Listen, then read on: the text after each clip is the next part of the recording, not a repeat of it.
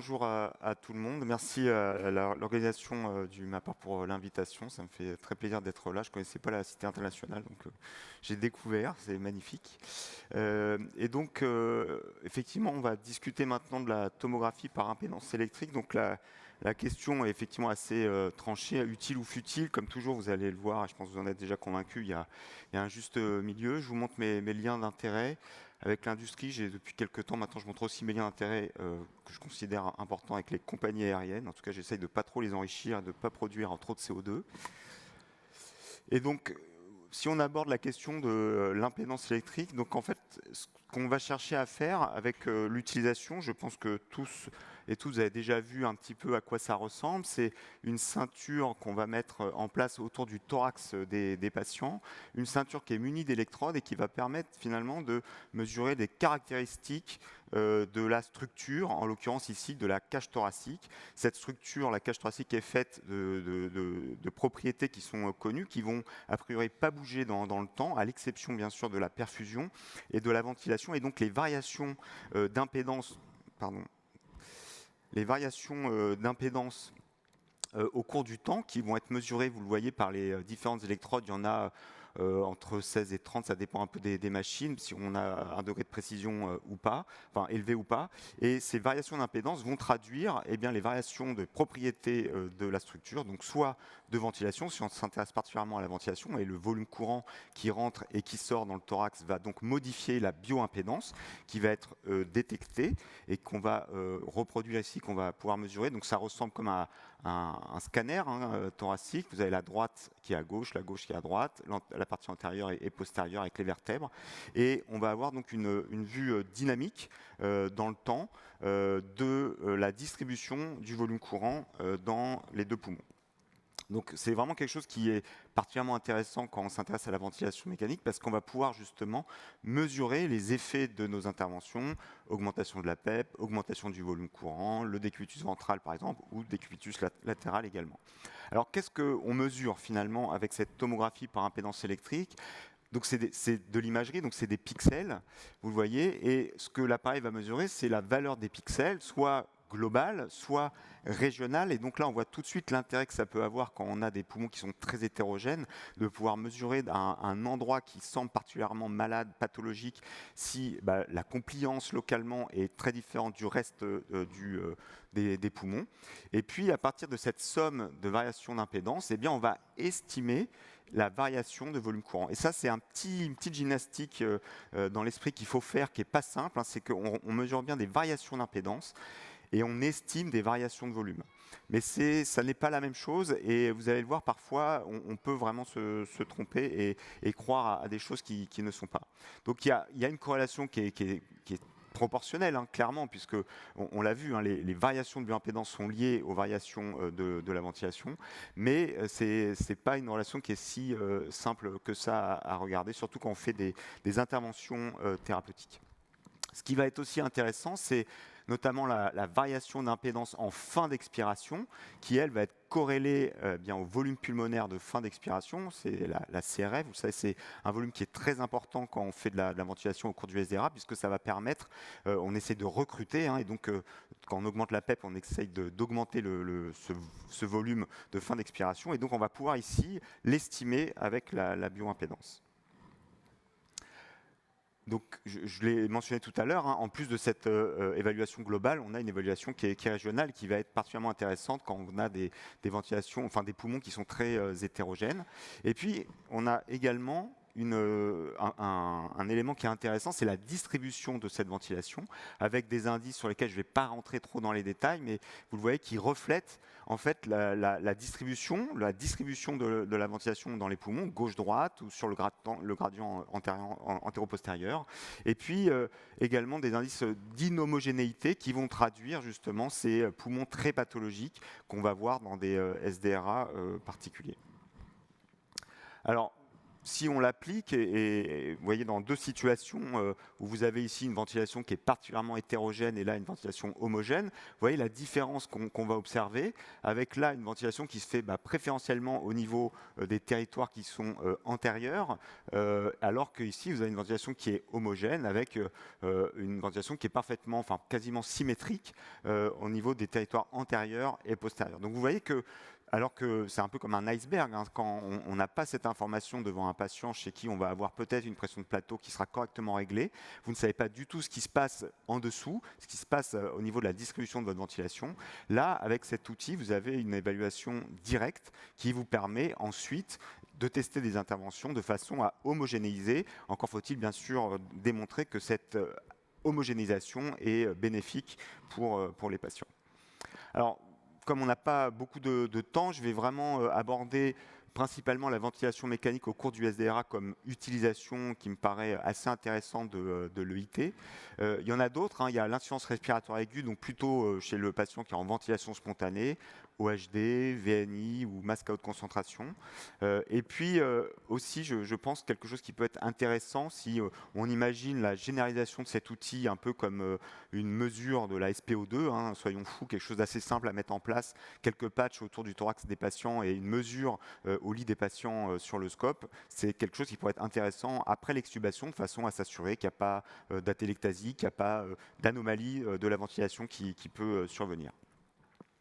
Alors, si on commence par le SDRA et ventilation, on en a parlé tout à l'heure avec Rémi, on a des interventions à tester pour donc soit essayer de modifier la puissance mécanique, soit essayer de recruter en ouvrant des territoires pulmonaires qui sont fermés.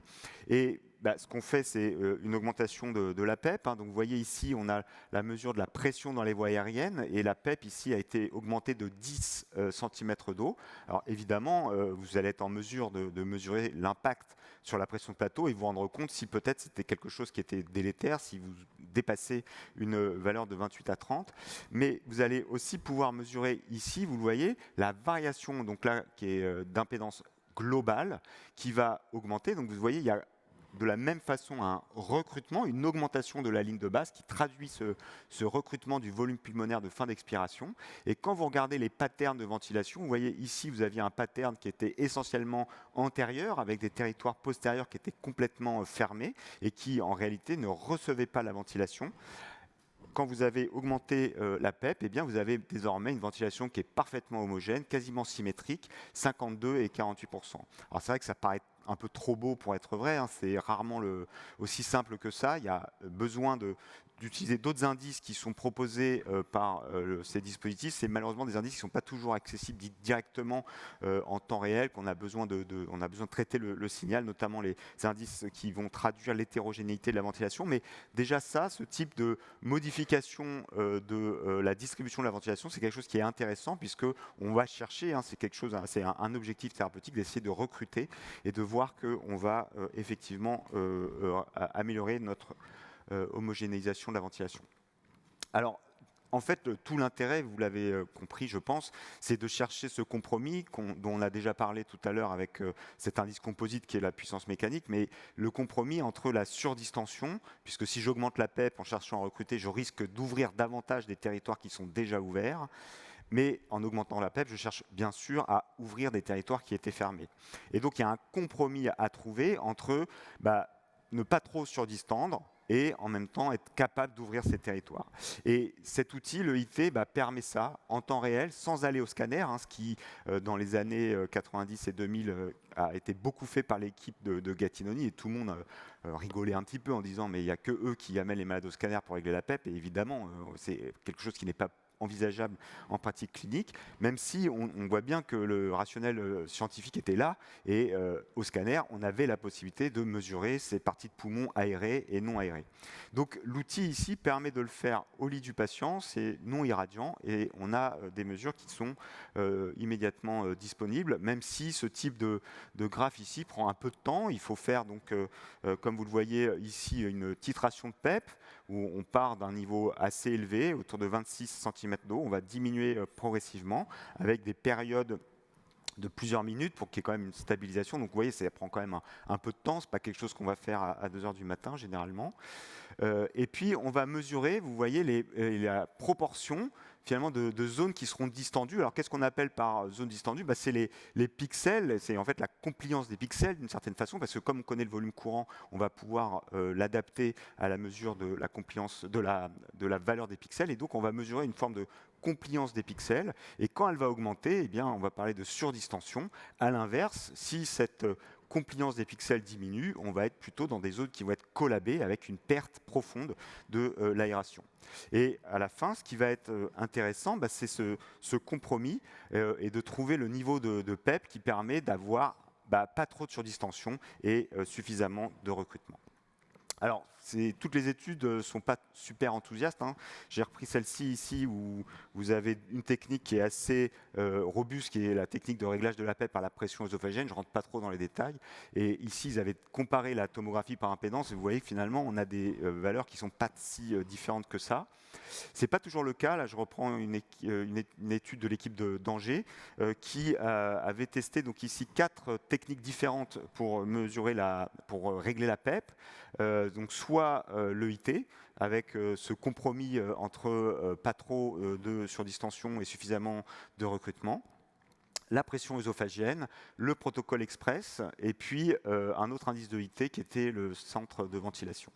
Alors vous voyez, il y a quand même des résultats qui sont assez différents, d'abord d'un point de vue statistique, mais aussi d'un point de vue clinique. C'est quand même pas pareil d'avoir 10 de PEP ou 15, voire 18 de PEP. Même si entre les deux, ici, il n'y a pas de différence évidente. Donc voilà, c'était une étude qui était très physiologique, donc sur un nombre réduit de malades forcément, mais ça pose des questions. Et l'intérêt ici, c'est de voir que non seulement on a quand même une différence statistique, mais il y a quand même une différence clinique qui est susceptible de se traduire avec des effets chez les patients, notamment peut-être d'un point de vue hémodynamique.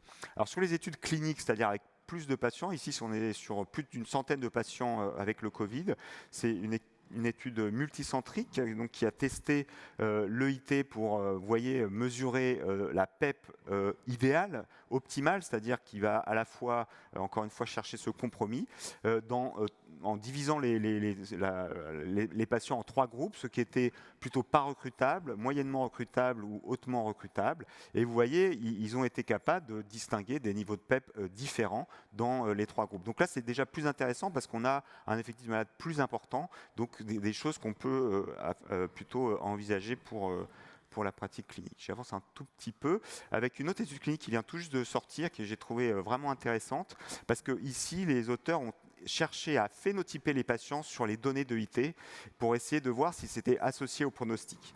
Là, on est sur des malades qui sont des malades post-op de chirurgie cardiaque très majoritairement, grosse chirurgie cardiaque, c'est des dépontages. Ils sont admis en réanimation au décours et les auteurs vont donc utiliser l'EIT. Ils vont distinguer 3 phénotypes différents, vous voyez, qui sont finalement basés sur l'évaluation de la fraction de ventilation dorsale. Donc on est sur la distribution de la ventilation, soit prédominante en ventrale, soit en dorsale, avec vous voyez, ces 3 phénotypes. Et ils ont regardé les complications post-opératoires de ces patients, qui étaient les complications habituelles, pneumonie, atélectasie, besoin en oxygène, réintubation, etc.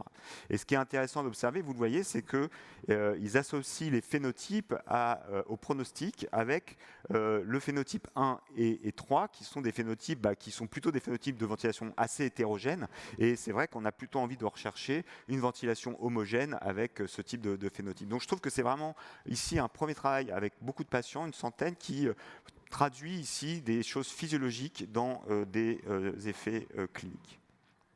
Alors, quelques mots très rapides, s'il ne reste pas beaucoup de temps, sur l'insuffisance respiratoire aiguë, pour vous montrer quelque chose qui nous intéresse actuellement dans le service, où on mesure l'EIT sur les malades qui sont en insuffisance respiratoire aiguë hypoxémique. Vous avez à gauche un malade qui ne sera pas intubé à J7 et ici un malade qui sera intubé à J7, tous les deux sous OHD. Et vous voyez que vous avez à l'œil nu des patterns qui sont extrêmement différents. Et quand vous mesurez ensuite eh bien, la variation d'amplitude du signal d'impédance, vous avez une différence entre les deux, avec ici, vous voyez une amplitude qui est beaucoup plus marquée à gauche chez le patient qui ne sera pas intubé, et puis une amplitude réduite chez le malade qui sera intubé. Juste pour terminer et rester dans les temps, avec le sevrage de la ventilation, c'est quelque chose qui nous a intéressé aussi, comme je l'ai mentionné tout à l'heure, pour suivre les malades après l'extubation. Et vous le voyez, on peut distinguer des patterns de malades. Ici, un malade qui a raté l'extubation, qui sera réintubé, et des malades qui ont réussi. Alors évidemment, c'est une publication, donc on a choisi les plus belles images, hein. Mais il y a quand même, vous voyez, des choses qui sortent sur les images courantes, où on va voir qu'il se passe des choses jusqu'à 6 heures. C'est difficile d'aller au-delà de 6 heures parce que la ceinture, elle ne reste pas en place, les malades bougent et c'est pas si simple. Mais vous voyez que sur les index d'inhomogénéité ou sur la mesure de surface des pixels, on a également des différences. Donc là, le patient manifestement a fait une atelectasie qui est visible directement au lit du patient. Voilà, pour terminer, j'ai un tout petit quiz pour vous montrer à quel point c'est pas si facile cette histoire de l'EIT. Donc là, regardez bien la vidéo. On a mis l'EIT sur un sujet sain qui est allongé sur le sol. Donc je vous demande de réfléchir à de quel côté il est allongé. Donc vous voyez la ventilation, hein, vous avez bien vu, elle se fait surtout à droite. C'est un sujet sain, enfin jusqu'à preuve du contraire. Et il est allongé sur le côté droit. C'est pas intuitif, hein. C'est pas intuitif. Et si vous voulez plus d'informations, parce que je vois que j'ai un peu dépassé mon temps, je vous recommande la lecture de cette revue qui en fait explique bien le rôle des parties, des régions dépendantes du poumon dans l'interprétation de la variation d'amplitude. Et c'est un point qui est vraiment important. Voilà, j'ai terminé. Je vous remercie beaucoup pour votre attention. Je profite juste de l'occasion pour mentionner le DU de sevrage qu'on va commencer l'année prochaine à Sorbonne Université. Merci pour votre attention.